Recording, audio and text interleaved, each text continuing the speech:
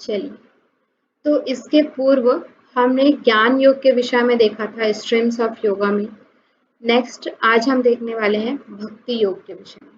ठीक है, आपके अन्य मार्ग है मोक्ष तक पहुंचने का। जैसे हमने देखा था कि हमारा मुख्य लक्ष्य क्या है योग का, मोक्ष तक पहुंचना, लेकिन वहां तक पहुंचने के लिए अलग अलग योगियों ने अलग अलग तरह के मार्ग जो है बताए हैं। ठीक है, तो आज हम देखने वाले हैं भक्ति योग। तो भक्ति योग में क्या है, साधना जगत में भक्ति योग की विशेष विशेष स्थान है। भगवान के साथ संबंध जोड़ने के कारण इस योग कहा जाता है। ठीक है, साधना जगत में जो है भक्ति योग का स्थान विशेष है, और ये डायरेक्ट इसको सबसे सुगम मार्ग भी कहा जाता है। भक्ति योग को सबसे सुगम और सबसे सरल मार्ग कहा जाता है, जो क्या करता है, भगवान के साथ, जो हमारे इष्ट देव हैं उनके साथ सीधा संबंध स्थापित करने का कार्य करता है। ठीक है, यह योग विभिन्न शाखाओं में है। इसको उत्कृष्ट और सर्वोत्तम माना जाता है। ठीक है, क्योंकि यह सबसे सरल और क्या है, सबसे सुगम है। ठीक है, बस अपने जो भी कर्म कर रहे हैं उसको भगवान में अर्पित करते हुए, कुछ भी अपना ना मानते हुए आपको क्या करना है, भक्ति करना है। ठीक है, भक्ति का अर्थ है सत को बुद्धि से नहीं, हृदय से पाना, विचारों से नहीं, भाव या संवेदना से पाना, चिंतन से नहीं, प्रेम से पाना। तो इसको हम क्या कहते हैं, भक्ति कहते हैं। ठीक है, भक्ति में शुद्ध समर्पित भावों की आवश्यकता पड़ती है। इसमें शुद्ध और समर्पित भाव, अगर इसमें छल कपट इत्यादि है तो आप भक्ति नहीं कर सकते। उसमें समर्पित भाव, शुद्ध भाव की आवश्यकता है।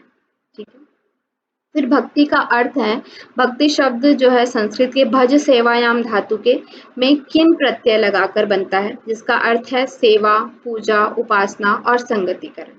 ठीक है, भक्ति का अर्थ क्या है, भज सेवायाम धातु में किन प्रत्यय लगा करके बनता है, जिसका अर्थ क्या है, सेवा करना, पूजा करना, उपासना करना, संगतिकरण करना।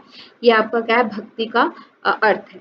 ठीक है, इसलिए कहा जाता है कि भक्ति नाम प्रेम विशेष, अर्थात भगवान के प्रति इस प्रकार की उत्कृष्ट प्रेम का नाम क्या है, भक्ति है। ठीक है, भगवान के प्रति ये जो उत्कृष्ट प्रेम है उसको हम क्या कहते हैं, भक्ति कहते हैं। फिर भक्ति की परिभाषाएं यहाँ पे अलग अलग आप देखेंगे तो भक्ति की बहुत सारी परिभाषाएं बताई गई हैं।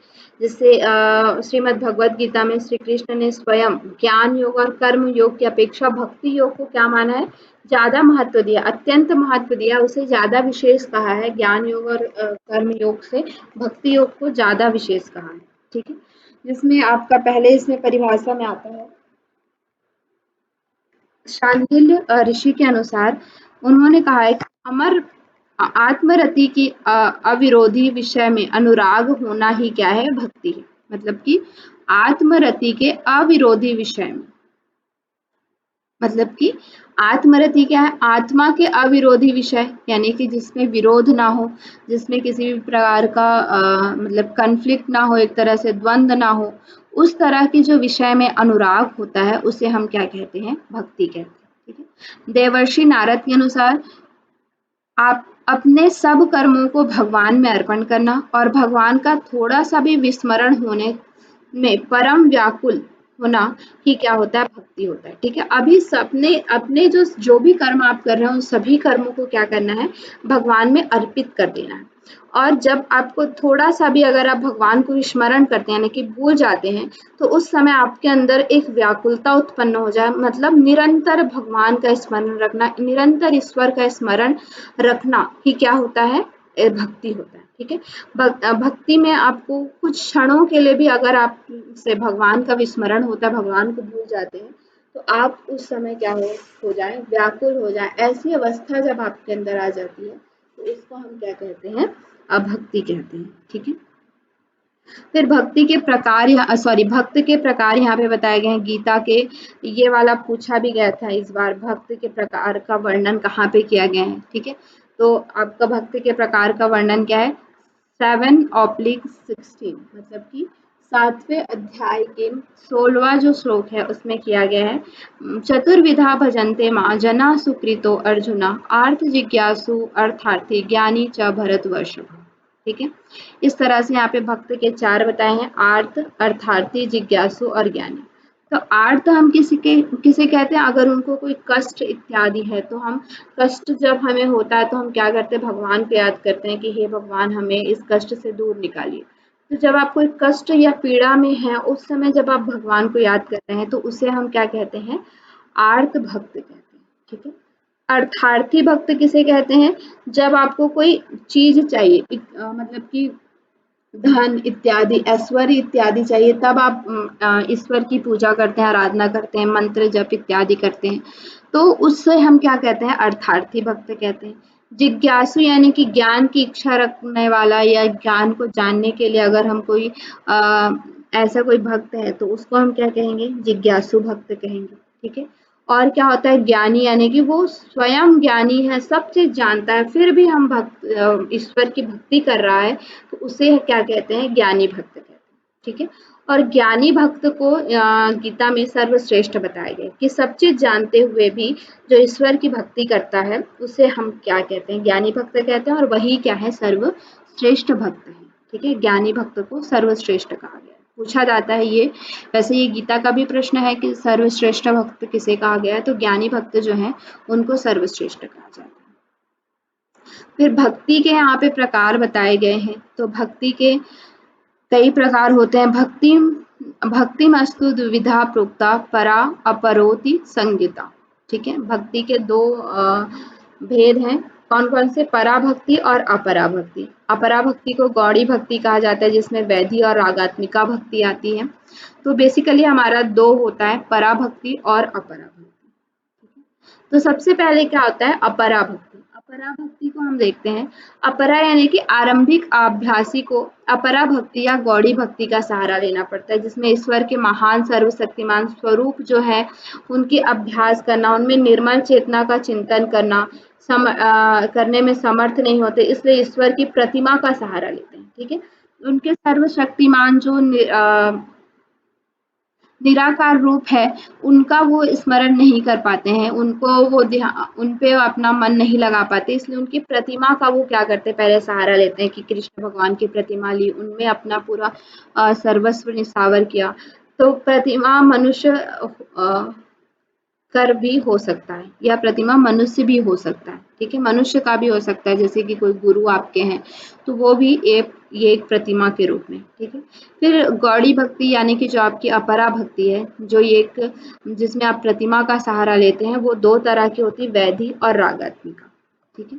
तो वैधि भक्ति के अंतर्गत इसी को ही नौधा भक्ति कहते हैं। ठीक है। जिसमें आपका श्रवणम कीर्तनम विष्णु स्मरणम पाद सेवनम अर्चनम वंदनम दास साख्य आत्मनिवेदनम। ठीक है। इस तरह का आपका क्या है, नवधा भक्ति आता है, जिसमें श्रवण, कीर्तन, स्मरण, पाद सेवन, अर्चन, ठीक है, और आपका वंदन, दास्य, साख्य और आत्मनिवेदन। इस तरह से आपका क्या होता है,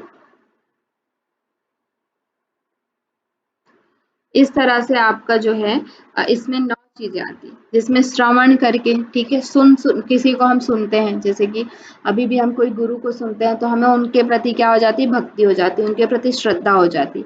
जब हम कोई कीर्तन करते हैं, तो उसके कीर्तन करते करते उनमें पूरी रागात्मिका भक्ति हो जाती है, उसमें हम पूरा क्या कर लेते हैं, उसमें लीन हो जाते हैं। स्मरण करते करते किसी मंत्र जाप करते करते हम क्या हो जाते हैं, पूरी तरह से उसमें लीन हो जाते। पाद सेवन, जैसे कि लक्ष्मी यहाँ पे दिया गया है, लक्ष्मी जी जो है वो पाद सेवन करते करते यानी कि अपने चरणों की सेवा करते हुए, ठीक है, मतलब अपने इष्ट की।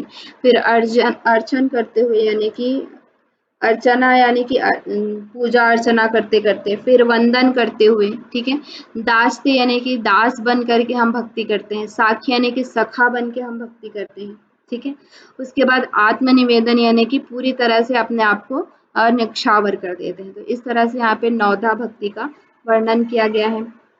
फिर रागात्मिका भक्ति, ठीक है, रागात्मिका भक्ति के अंतर्गत आपकी आती है जब नौधा भक्ति की चरम अवस्था को पार कर लिया जाए और हृदय में एक अलौकिक प्रेम भाव आबाद गति से प्रभावित होने लगे। ठीक है, उसे हम क्या कहते हैं, रागात्मिका भक्ति कहते हैं। नौधा भक्ति जो आपकी प्रतिमा भक्ति, उसको जब पार कर लें और आपके अंदर निरंतर एक भक्ति का जो लहर है वो आपके अंदर निरंतर बहने लगे और हृदय में अलौकिक शांति और भगवान की प्रतिमा का आप अबाध्य अबाध्य यानी कि बिना बाध्य के आप उनका जब स्मरण करने लगते हैं तो उसे हम क्या कहते हैं, अनुभव भक्ति कहते हैं, या इसी को ही रागात्मिका भक्ति कहते हैं। और इसके बाद आपका आता है पराभक्ति।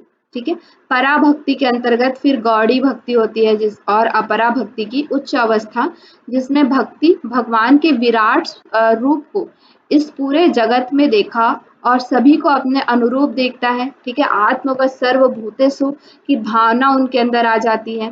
पराभक्ति का मतलब क्या है, गौड़ी भक्ति और अपरा भक्ति की उच्च अवस्था है ये, जिसमें कि भगवान का जो विराट स्वरूप है वो सब जगह देखता है। आत्मवत् सर्वभूतेषु, मैं जैसा हूँ वैसा ही सभी हैं, वसुधैव कुटुम्बकम, ये सारी भावना जब उनके अंदर आ जाती है और सभी जीव जंतु इत्यादि सभी के अंदर जब वो ईश्वर का स्वरूप देखते हैं तो फिर उसको हम क्या कहते हैं, पराभक्ति कहते हैं। ठीक है, और उसके अंदर जागृत हो जाता है वसुधैव कुटुम्बकम, आत्मवत् सर्वभूतेषु की भावना जब उसके अंदर जागृत हो जाती है तो ये सारी भावनाओं को हम क्या कहते हैं, इस तरह की जो भक्ति होती है उसे हम क्या कहते हैं, पराभक्ति कहते हैं। ठीक है, तो मुख्यतः इसमें दो तरह की भक्ति है, परा अपरा, और उसके अंतर्गत जो नौदा भक्ति है। ये सारी चीजें याद रखनी है आपको।